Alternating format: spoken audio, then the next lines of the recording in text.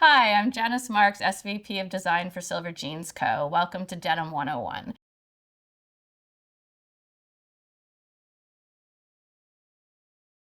Washing raw denim really gives denim its soul. It not only softens the fabric, it creates natural wear patterns, and it really gives you individuality. We at Silver Jeans excel at doing this. We do so many different options. We're able to really meet the consumer's needs and expectations, but also just let you be authentically you.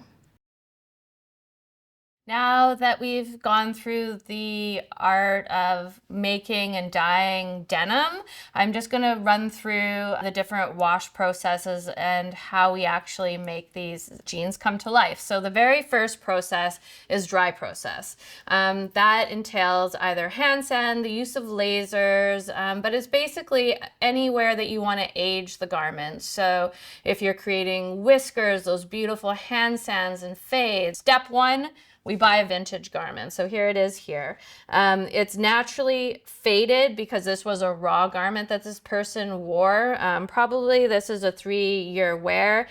Every single jean is different just because it molds to the person's body and it ages naturally. So the designers and I shop for garments like this. And in our repertoire right now, we have 40 to 50 different patterns that we mix and match. I think that's what Silver Jeans does amazingly well. It's not a one size fits all. The designer or myself would then mark and say, these are the items that we want to change and adjust depending on what we're trying to create. And the first step is to trace it onto this paper. From here, a person will actually manually hand sand or scrap, as it's called, and create the design. Second step is to go to a graphic designer. Basically, when you're creating laser patterns, your laser is only as good as your graphic designer is, because they have to actually manually put in all of these fades and highs and lows. From there, we'll either create a plus size pattern, a ladies pattern, and a men's pattern. The idea here is to create a masculine look for the men's, a feminine look for the ladies, and then adjust the sizing again for a plus so that it's very slimming and not too in your face. So for men's, we might have like a longer whisker pattern, more chevrons on the leg. For ladies, we always want to make sure that it is finishing above the crotch point. You don't want the whiskers coming too far down the leg. And we always, for example, fade it out so to nothing at the crotch point. So again, that it gives you this very nice texture, but also highlights and kind of forms and creates this 3D effect on body. So moving on to wet process. Here we're going to start with PP spray. This is the chemical that we put on the garment, which is called potassium permanganate. It's actually highlighting those areas that we've hand sanded or lasered. So here we have 2 different types that we utilize at Silver. We have a localized PP and then something that we call potassium permanganate or PP all over, where we're actually brushing the chemical onto the surface of the fabric, and that actually pops out the slub. So if I want to create something that's a little bit more aggressive in look, that's where we'd utilize it. So it's very important to kind of know what kind of wash you're creating at the end of the day, and that can be then translated into a wash formula. So here is how it looks. This oxidizes, so it'll go on, and then as it dries, it'll turn orange. Depending on the shade of orange, you'll know what your intensity is. So basically in denim washing, we always utilize pumice stone. So that's what stone wash was. The reason that we're using pumice stone is that it floats in water. So here we go. This is a lovely little Winnipeg Jets homage.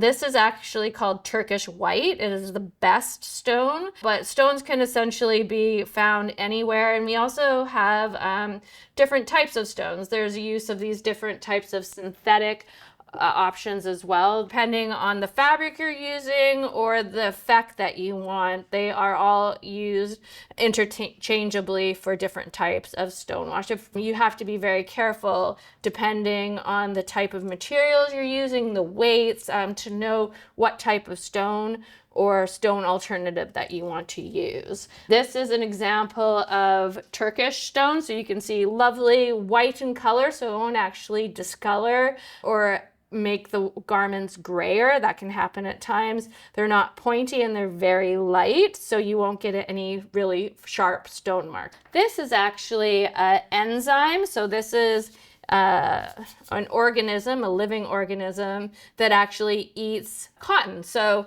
it won't give you the same manual abrasion. You'll get a much flatter look, but it will essentially soften the garments. I would use this in a rinse wash. It would depill and make the garment nice and shiny, but I wouldn't be able to do a light wash with this because it would affect the tear and tensile, which Michael spoke to earlier from the fabric engineering side.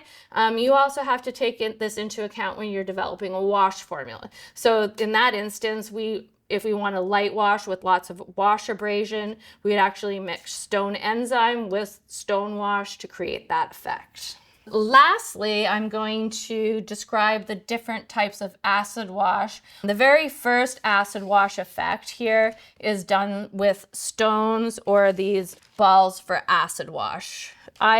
Personally, this garment right here was done with stones, so you can see it's a much heavier effect. You're getting a lot more activation, a lot more highs and lows. So if I want to mimic something that's really vintage, has a lot of highs and lows, I would use this stone wash, and I'm really pumping it up and creating a vintage wash down. So from here, I would then utilize stone enzymes to get, or bleach to get the wash effect. But the very first step in this process is to soak these stones in permanganate, and then it's actually put in the wash and tumbled, and the activation of the stones with the chemical is creating the high-low effect, mimicking vintage.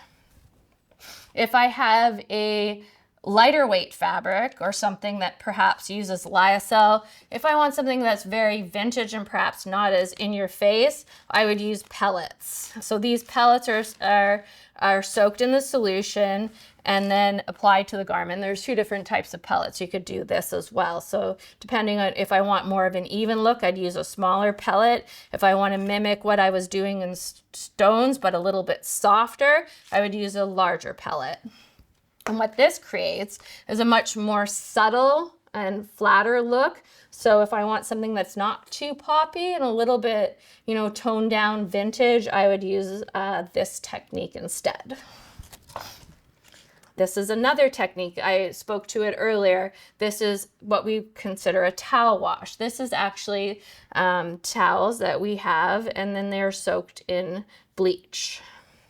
From here, these are put in the machine and the garments are tumbled. And you can see here that the shade is different because a different solution was used. So it's bluer, whereas this is a little bit more on the grayer cast. And the effect is much more even. It's giving you this kind of cloudy effect, and it's really just polishing the seam area. So if I want something that's kind of cloudy and it fades in and out, then I would utilize this in the wash. And then lastly, I have acid wash with a salt. So somewhat similar to this, but it looks more like a sand in a way. It is utilized, and this is probably the most even. I would use this on very, very fine fabrics or something lighter in weight where I don't want any damages and I want a much more even effect. And that's about it. So I think, when we talk about the art and science of denim washing, it's really important to understand the chemistry so you can develop a wash formula, but then also understand all the different aspects that go into it so you can create the finished look. It all starts with designing the fabric at the very beginning and knowing what you want to create at the end, and then building it through each stage of the wash process. Every wash is a signature, from expressive to authentic. Each gene is rooted in individual character.